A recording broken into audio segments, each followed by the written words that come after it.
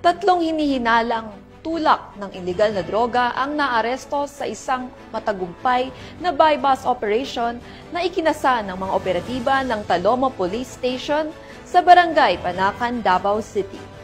Ang report mula kay Patrolwoman Mariel Donquila.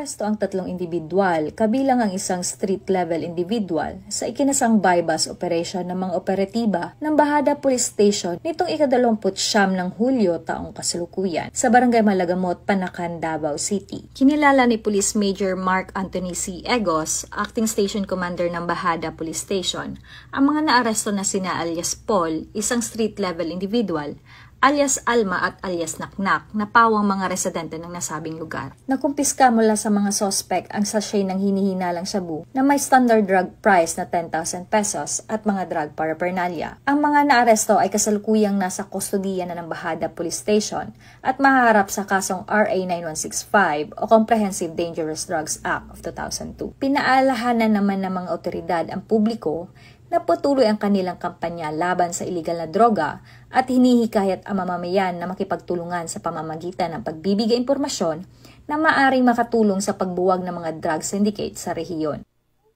Mula dito sa Rehiyon 11, ako ang inyong PN correspondent, Patrolwoman Mariel Donquila, alagad ng batas, taga-taguyod ng Balitang Pulis.